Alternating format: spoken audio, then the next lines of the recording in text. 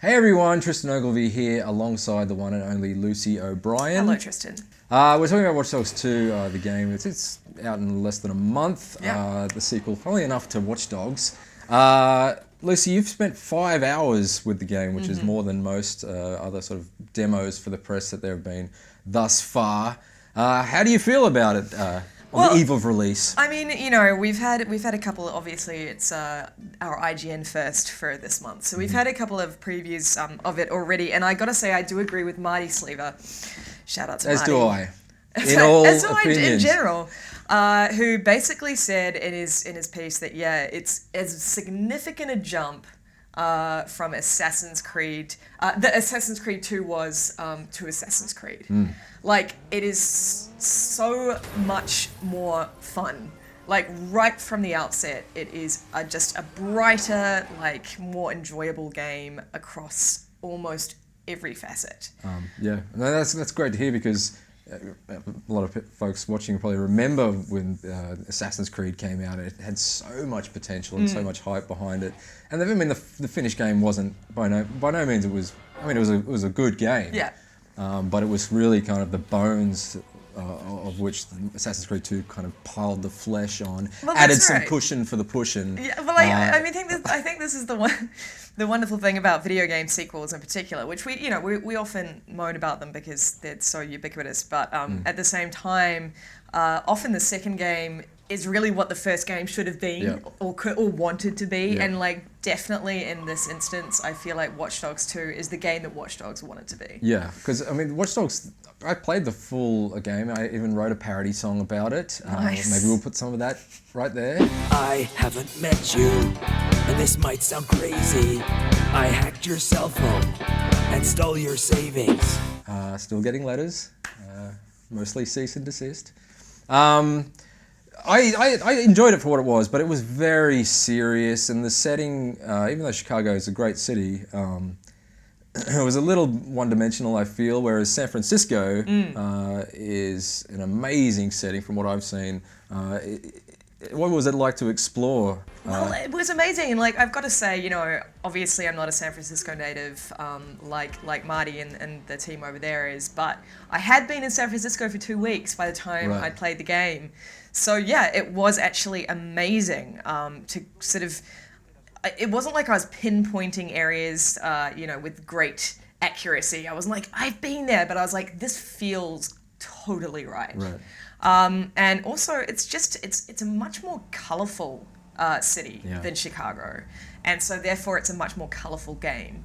And overall, it's just so much brighter. It's so much more fun, and there are so many more opportunities to cause absolute chaos. And what about the actual, we'll talk about that in a second, but the actual tone of the game, it's a colourful world, but it's still got a dark edge to the tone. Well, I mean, thematically, Watch Dogs 2 is quite dark. I wrote a piece about this recently. Basically, it's all about big data and how corporations and governments are manipulating our data, and how that's absolutely unforgivable, and basically the only people doing anything about it are hackers. So it's about a group of hackers, but also it's celebrating hacker culture. And hacker culture, just by nature, is super anarchic and chaotic and meme filled and graffitied and colorful, and it's all about like sticky it to the man. So therefore the tone of the game is a lot looser.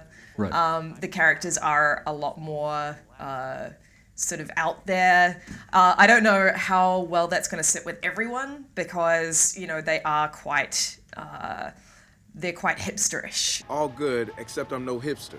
Which I know a lot of Yeah. readers don't always take kindly to. Well, I mean, that's a good point, because a lot of the kind of marketing for the game, even though the game itself, and I've played a little bit of it, feels great, looks great, it's got some incredible sort of tools for mayhem. But yeah, the marketing for the game has a little bit too much of the try hard. Well, it's that difficult line that Ubisoft is treading because they've actually got some really fantastic people on board Right. for Watch Dogs 2 who are super close to hacker culture, who have been part of the hacker community in both Montreal and San Francisco, Right. and who have been advisors on this game, like very heavily involved. So on the one hand, you've got like these people who are saying, okay, this is how hacker culture is, this is how you could portray it. But then on the other hand, you know, you've got Ubisoft, which is a big corporation in itself, making a AAA game, and sometimes like that can be a little cringeworthy when you sort of see these characters like being full of tude. And it's like, There's a lot of tude. Yeah, there's a lot of tude, and it's There like, needs to be a oh, tude you know, slider in the menu. Just dial down the tude. just a little less, just a little less.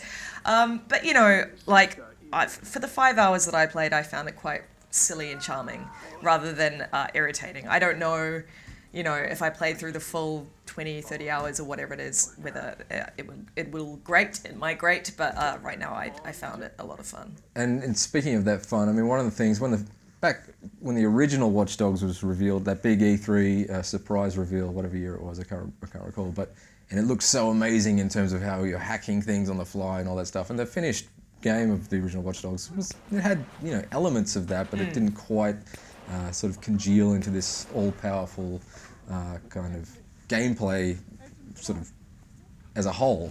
I could have said that better. But it seems like the Watch Dogs 2 with the drones and the car surfing and all this kind of stuff, seems like you can manipulate your surroundings a lot better. It's as a general rule, it's just way more arcadey. Right. And so I guess like I should mention the driving. Now, people who work in this office know that I'm not a driving connoisseur when it comes to video games, but it is noticeable. Even I noticed it, how sort of the driving in Watch Dogs 2 has been streamlined. And basically it just means that it's way more easier to control your car. Right. It's way more easier. It's way easier to control your car. I knew what you meant. It's just it's more sort of burnouty, you know what I mean? And That's a magic word. Oh, I just loved it so much. And what's amazing also is that when you're driving and you're trying to make a quick getaway, you can now hack cars on the road on the fly. Right. And that's an amazing tool, especially when you're hacking cop cars who are like trying to, you know, cut you off. And then you just hack them and send them flying off as you drive forward. And it's just amazing. You can sort of hack parked cars to kind of come out into to block you know, people that might be pursuing or whatever. And one of my favorite activities in Watch Dogs 2, which we will hopefully include some footage of, is you can hack cars, climb on top of them, and then like, you know, drive them remotely and like emote at the same time. So I was doing a lot of dancing on top of moving cars, and it's like car surfing, but you're dancing. And it's by far one of the most like brilliant time wasters in Watch Dogs 2. Like I must have just surfed so many cars while dancing and then crashing and dying and starting all over again. But yeah, like it's amazing how much chaos you can cause. And of course, yeah, there are two little neat new additions that I should mention. One is the flying drone, which is basically, you know, it gets into like hard to reach places, and it's you know, it's difficult for like guards to spot and stuff like that. Right. And then you've also got this little like jumping like car drone. It's like it's a little remote control car, but it can jump, so it's very versatile. And with those two little tricks, you can squeeze through tight spaces and basically like not really have to enter a building at all, or like cause enough destruction that then you can go in easily without being spotted. So yeah, there are just so many ways to basically play this game. It's really tailored towards however you want to play it, which is of course what you want from an open world game. And again, it like comes down to that sort of Watch Dogs' original promise, which was like hack the world, and in Watch Dogs 2, I actually fully feel like I can hack the world. So yeah, it's an amazingly fun, amazingly chaotic, and really vibrant, easy to jump into arcadey style experience. And there's just so much to do. And another thing I should note is that you know, for all the 2D characters, I am a big fan of Marcus, who is our lead guy. Right. I think he's a drastic improvement from Aiden, who I think Dan Stapleton in our review described as an empty trench coat.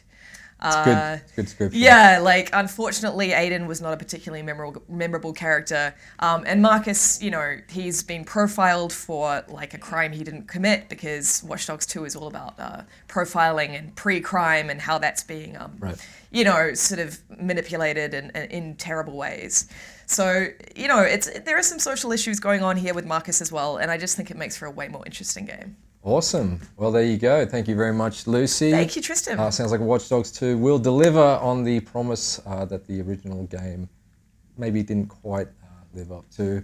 But you can find out for sure when we review the game in a few short weeks. For all things Watch Dogs 2, hack IGN. Please don't hack us.